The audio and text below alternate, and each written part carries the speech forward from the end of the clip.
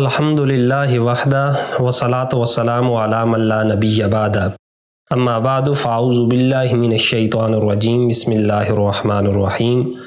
وقرن فی بیوتکن ولا تبرجن تبرج الجاہلیۃ الاولی صدق اللہ العظیم۔ معزز ناظرین السلام علیکم، میں ہوں آپ کا اپنا محمد عامر الاسلام۔ جیسا کہ آپ کو معلوم ہے کہ آج کل سوشل میڈیا کے اوپر ایک کلپ بہت زیادہ وائرل ہے کہ کرناٹک سابقہ میسور میں میسور کی بیٹی اور اسلام کی بیٹی نے جب اس کو گنڈوں نے گھیر لیا تھا تو اس نے کیا کیا تھا، اس نے ان کے نعروں جو کہ جے شری رام کے نعرے بلند کر رہے تھے، ان کے نعروں کے جواب میں نعرہ تکبیر اللہ اکبر بلند کر کے سیدہ عمارہ کی، سیدہ سمیہ کی، سیدہ ام حلاد کی، بی بی فاطمہ کی اور سیدہ عائشہ رضی اللہ تعالی عنہ کی یاد کو تازہ کر دیا کہ اسلام کی فطرت میں قدرت نے لچک رکھی ہے، اتنا ہی یہ ابھرے گا جتنا کہ دباؤ گے۔ عبد الملک بن مروان اپنے تخت کے اوپر بیٹھا تھا، فارس کے عصائی قلعوں کے پاس سے مسلمانوں کا ایک قافلہ گزر رہا تھا۔ اب اس قافلے کے اندر ایک عورت بھی موجود تھی۔ وہ جو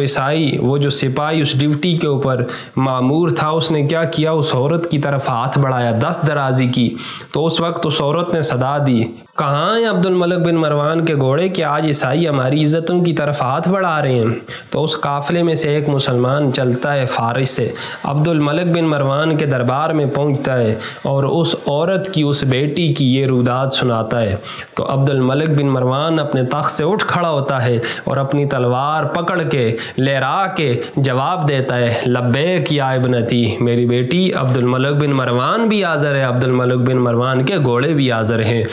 محمد بن قاسم کہاں سے چلا اور کہاں پہ آ کے پہنچا، صرف ایک بیٹی کی پکار اور ایک بیٹی کی صدا کے اوپر۔ تو یہ چیز آج مسلمانوں کے حکمرانوں سے بھی تقاضا کرتی ہے کہ وہ اس بات کے اوپر ایکشن لیں، اور دنیا میں جہاں جہاں مسلمان موجود ہیں کہ وہ لوگ جو انسانی حقوق کی بات کرتے نہیں تھکتے، تو ان کو دیکھنا چاہیے کہ ایک عورت اپنا لباس پہن کے آ رہی ہے اور شرعی لباس پہن کے آ رہی ہے، اس کا مذہبی لباس ہے، اس کو اتارنے کی درندے کوشش کر رہے ہیں، یہ کہاں کا انصاف ہے؟ اس حوالے سے بھی مسلمان حکمرانوں کو احتجاج اور صدا اپنی بلند کرنی چاہیے۔ مسلمانوں کی بیٹیوں کی شان کیا ہے؟ امام جلال الدین سیوطی نے اس روایت کو نقل کیا اور اس کے راوی حضرت سیدنا علی المرتضیٰ رضی اللہ تعالیٰ عنہ ہیں۔ آپ فرماتے ہیں کہ جب روز محشر ہوگا، جب پل صراط سے گزرنے کی باری آگی، بی بی سیدہ فاطمہ الزہرا رضی اللہ تعالیٰ عنہ اپنی کنیزوں کے ہمراہ جب اس پل کے اوپر پہنچیں گی تو ایک منادی کرنے والا ندا دے گا، اے اہل محشر، اپنی گردنوں کو، اپنے سروں کو، اپنی نگاہوں کو نیچے کر لو کہ اس وقت جو سواری پل صراط سے گزرنے والی ہے وہ سیدہ کی سواری ہے۔ تو تمام لوگ اپنی نگاہوں کو جھکا لیں گے اور سیدہ فاطمہ کی سواری پل صراط سے گزر جائے گی، اور یہ سیدہ کا مقام ہے۔ اب سیدہ جب وفات کا وقت قریب آتا ہے، آقا علیہ الصلوۃ والسلام کی وفات کے 6 مہینے کے بعد سیدہ کی وفات ہو جاتی ہے، ہر وقت غمگین رہتی ہیں، مغموم رہتی ہیں۔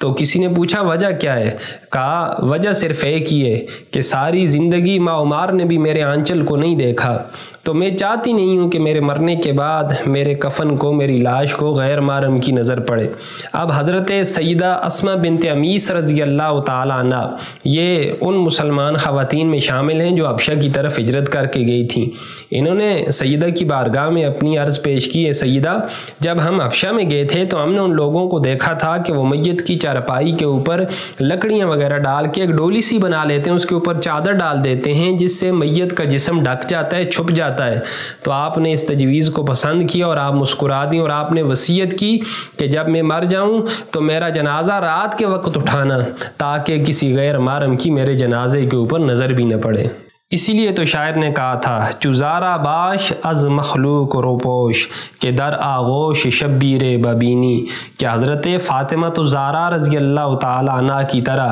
اے امت کی عورتوں تم بھی پردہ دار بن جاؤ، پرہیزگار بن جاؤ، تاکہ تمہاری گود میں بھی امام حسین رضی اللہ تعالیٰ عنہ جیسی اولاد کھیلے۔ حضرت سیدہ ام حلاد رضی اللہ تعالیٰ عنہ، غزوہ احد کا موقع ہے، ایک ہی بیٹا ہے وہ شہید ہو جاتا ہے، کسی نے آ کے اطلاع دی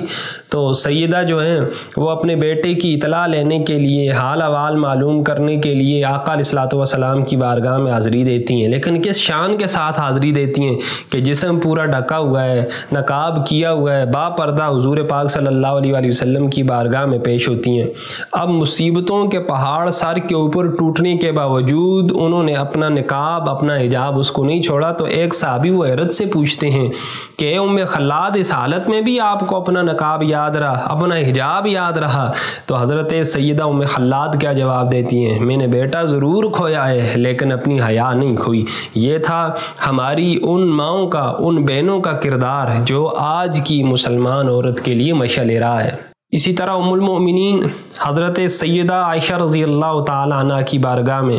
ان کے بھائی عبد الرحمن کی بیٹی سیدہ حفصہ حاضر ہوتی ہیں، لیکن ان کے سر کے اوپر جو دوپٹہ تھا وہ باریک تھا۔ حضرت